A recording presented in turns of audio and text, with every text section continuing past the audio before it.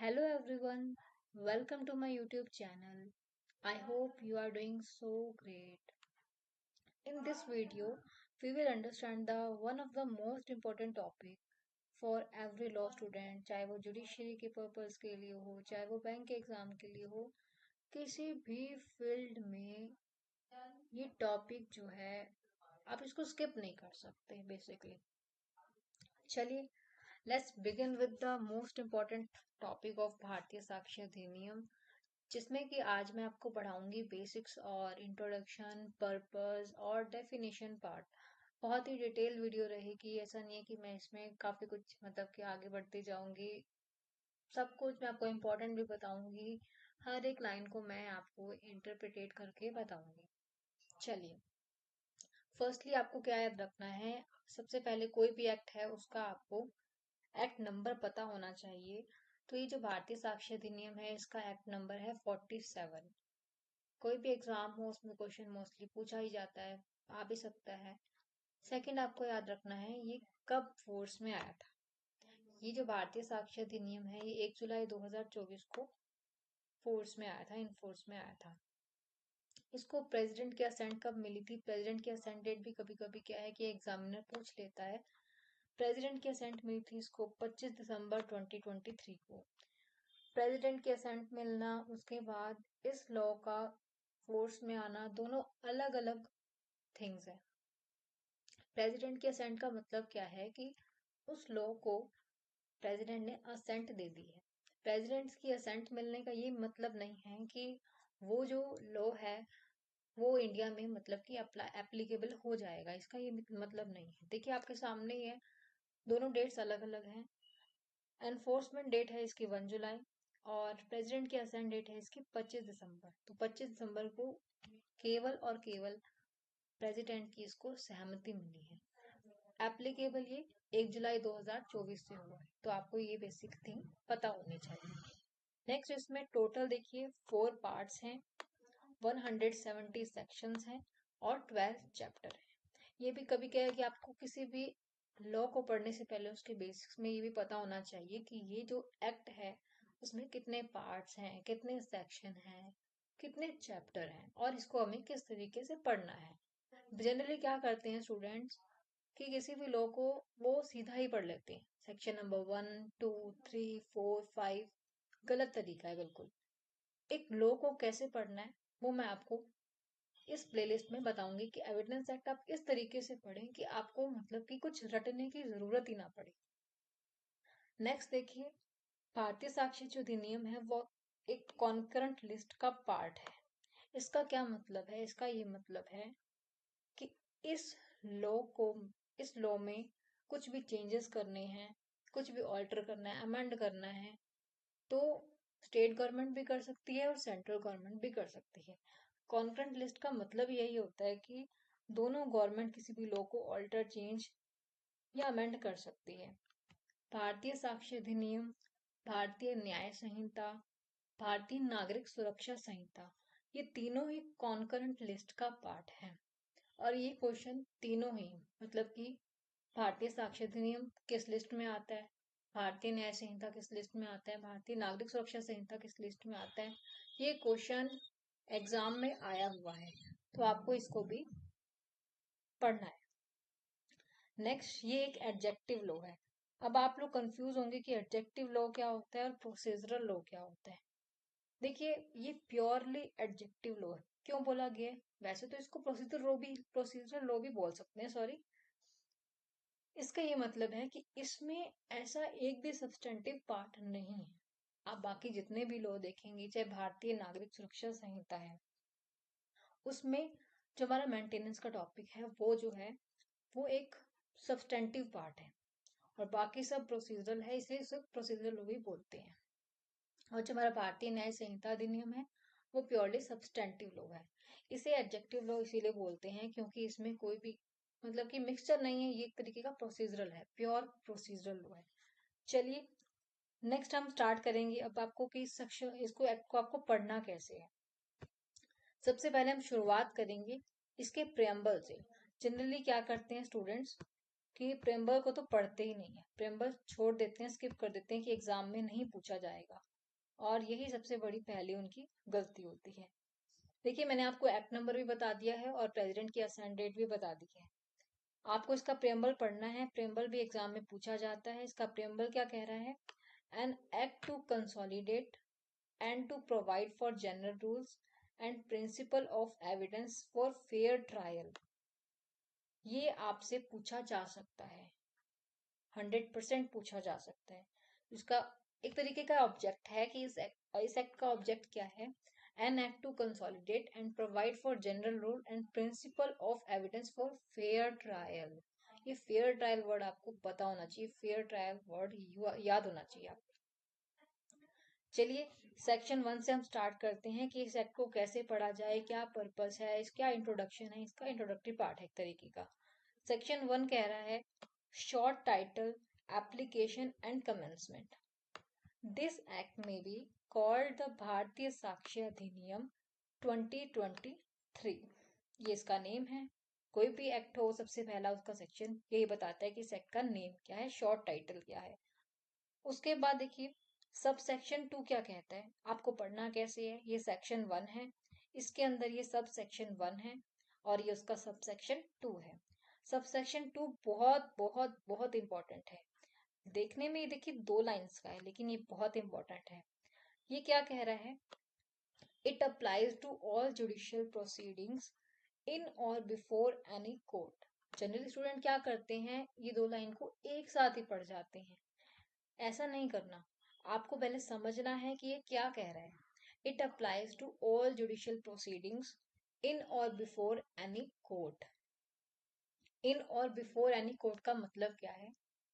सबसे पहले तो देखो, judicial proceeding in any court, इसका ये मतलब है कि जो जो जनरली हमारे कोर्ट होते हैं, जैसे आपने देखा है सेशन कोर्ट है, हाई कोर्ट है ना, तो वो क्या है कि एक जुडिशियल प्रोसीडिंग इन कोर्ट है। जनरली मतलब कि हम देखते हैं कोर्ट बना है, कोर्ट की बिल्डिंग बनी है, लेकिन यहाँ पे क्या लिखा है? नेक्स्ट लिखा है before any court. Before any court का मतलब क्या है कि कोर्ट कहीं भी लग जाए।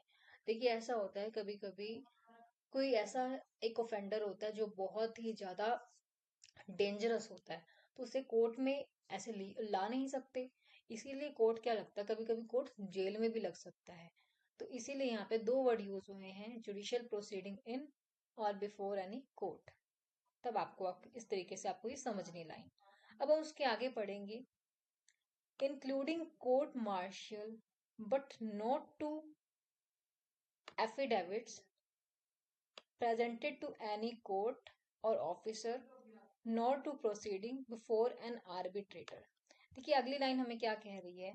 सबसे पहली बात तो बोला कि भारतीय साक्ष्य अधिनियम कहाँ एप्लीकेबल होता है? All judicial proceeding in or before any court और including court martial. Court martial का मतलब यहाँ पे ये है कि जितने भी आर्मी, नेवी, एयरफोर्स, वहां जितने भी कोर्ट होते हैं वहां पे भी क्या है, एविडेंस एक्ट अप्लाई होता है कोर्ट मार्शल में। इसका मतलब ये है। नेक्स्ट क्या कह रहे हैं? But not to affidavits. ये एफिडेविट्स पे अप्लाई नहीं होता है। जनरली हम सीपीसी में पढ़ेंगे और बीएनएसएस में पढ़ेंगे, वहां पे कुछ एक्सेप्शन है इसके कि एफिडेविट्स एज एविडेंस हम दे सकते हैं। लेकिन भारतीय साक्ष्य अधिनियम क्या कह रहा है कि जो मैं हूं, भारतीय साक्ष्य अधिनियम वो एफिडेविट्स को अलाउ ही नहीं करता एज एविडेंस। तो आपको याद रखना है इसका एक्सेप्शन भी। और प्लस ये भी कह रहा है कि एफिडेविट्स एविडेंस एज एविडेंस नहीं माना जाएगा, लेकिन इसके एक्सेप्शन है सीपीसी में और बीएनएसएस में।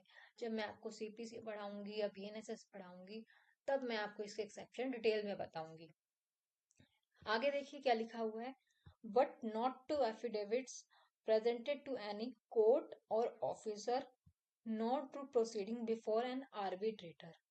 अब आर्बिट्रेटर जनरली सबने सुना ही होता है नाम। वैसे तो आर्बिट्रेटर का मतलब क्या है कि इसका आर्बिट्रेटर का मतलब कोर्ट से अलग है, कहने का मतलब है। क्योंकि आर्बिट्रेटर पे क्या है कि एविडेंस के जो स्ट्रिक्ट रूल हैं, अभी हम पढ़ेंगे आगे कि आप क्या क्या लेके आ सकते हैं कोर्ट में, क्या नहीं लेके आ सकते। लेकिन एविडेंस एक्ट जो है हमारे आर्बिट्रेटर्स पर अप्लाई नहीं होता। आर्बिट्रेटर्स का मतलब है राजीनामा एक तरीके से, है ना। तो वहां पे ये जो भारतीय साक्ष्य अधिनियम है वो एप्लीकेबल नहीं है। तो सब सेक्शन 2 को आपको इस तरीके से पढ़ना है, इसको ब्रेक कर करके पढ़ना है ताकि आपको हर लाइन समझ में आए। चलिए चलते हैं नेक्स्ट सब सेक्शन की तरफ। सब सेक्शन 3 क्या कह रहा है? It shall come into force on such date. Such date का मतलब क्या है? कब आया था ये फोर्स में? 1 जुलाई 2023 को। As the central government may by notification in official gazette appoint. देखिए यहाँ से आपको पता लगता है कि अगर प्रेसिडेंट की असेंट मिल गई है तो इसका मतलब ये नहीं होता कि वो लॉ जो है पूरे इंडिया में लागू हो गया है। जब तक सेंट्रल गवर्नमेंट जो है ऑफिशियल गैजेट में नोटिफाई नहीं कर देता तब तक ये एक्ट इंडिया पे एप्लीकेबल नहीं होगा। इस सेक्शन को आपको इस तरीके से पढ़ना है। चलिए अब हम चलते हैं डेफिनेशन की तरफ। डेफिनेशन जो है हमारे सब सेक्शन 2 में बताई गई है। ये क्या कह रहा है कि इन दिस अधिनियम unless the context otherwise requires। in this अधिनियम unless the context otherwise required। सबसे पहली डेफिनेशन क्या है? सबसे पहली डेफिनेशन है हमारी कोर्ट की। देखिए जो पुराना हमारा एक्ट था एविडेंस एक्ट का 1872 का, उसमें क्या है कि इंटरप्रिटेशन क्लोज था जिसमें जो डेफिनेशन है बिल्कुल एक्यूरेट तरीके से दे रखी थी। कहने का मतलब है प्रोसीजर के अकॉर्डिंग दे रखी थी। लेकिन अब क्या किया है इस एक्ट में, इन्होंने अल्फाबेट अकॉर्डिंग दे दी है, अल्फाबेट सीरीज में दे दी है। हम इसको पढ़ेंगे प्रोसीजर की तरीके से। मैंने आपको स्टार्टिंग में बोला था कि आपको रटने की जरूरत नहीं है। तो सबसे पहले देखिए, भारतीय साक्ष्य अधिनियम की जो बुक है वो ओपन होती है जब हमारा कोर्ट में, तब ओपन होती है जब कोर्ट में एफआईआर की कॉपी जाती है उसके बाद में। तो सबसे पहले भारतीय साक्ष्य अधिनियम की कॉपी, भारतीय साक्ष्य अधिनियम की बुक ओपन होती है कोर्ट में। तो कोर्ट में क्या क्या आएगा? कोर्ट इंक्लूड्स ऑल जजेस and magistrates and all person except arbitrators legally authorised to take evidence. देखिए इस डेफिनेशन को भी आपको ब्रेक कर करके पढ़ना है। पहली हमारी जो डेफिनेशन है 2A, जिसको कोर्ट बताया गया। कोर्ट, कोर्ट क्या होता है? कोर्ट इंक्लूड्स ऑल जजेस एंड मजिस्ट्रेट। जो हाई कोर्ट के जजेस या जो हमारे डिस्ट्रिक्ट कोर्ट्स के जो मैजिस्ट्रेट्स हैं वो सब इसमें इंक्लूड रहेंगे। और ऑल पर्सन जो कि लीगली ऑथराइज्ड हैं एविडेंस लेने के लिए, वो कोर्ट में इंक्लूड रहेंगे। एक्सेप्ट, एक्सेप्ट को आपको बहुत अच्छे से हाईलाइट कर लेना है। Except arbitrator. हम पहले भी पढ़ के आए थे कि एविडेंस एक्ट जो है आर्बिट्रेटर पर अप्लाई नहीं होता है। कोर्ट की डेफिनेशन में आर्बिट्रेटर्स आएंगे नहीं। ये एग्जाम में क्वेश्चन बहुत बार पूछा गया कि कोर्ट की डेफिनेशन में क्या क्या इंक्लूड है और क्या इंक्लूड नहीं है। यहाँ पे एक और चीज नहीं लिखी है जो आपको बस वैसे कि आपको याद रखना है कि कोर्ट के अंदर ट्रिब्यूनल भी नहीं आता। ट्रिब्यूनल एक अलग चीज है, किसी स्पेसिफिक मैटर पे होता है ट्रिब्यूनल। और कोर्ट बहुत सारे अलग अलग केसेस हैं उस पे, मतलब कि वो सब केसेस कोर्ट में जाते हैं। ट्रिब्यूनल सिर्फ एक स्पेसिफिक मैटर से डील करता है। चलिए कोर्ट की डेफिनेशन तो हमने पढ़ ली है। अब आपको कोर्ट में क्या देना है इसको जानने के लिए आपको मेरी अगली वीडियो देखनी पड़ेगी। अगली वीडियो में मैं डेफिनेशन को इस तरीके से आपको समझाऊंगी कि आपको उसको रटने की कभी जरूरत ही नहीं पड़ेगी। आपको एक प्रोसीजर वाइज समझ आएगा। तो अगर आपको आगे वीडियो को, अगर आप आगे की डेफिनेशन देखना चाहते हो कैसे आपको याद करना है, तो आगे की वीडियो के लिए बने रहें और मेरे इस चैनल को सब्सक्राइब करना ना भूलें।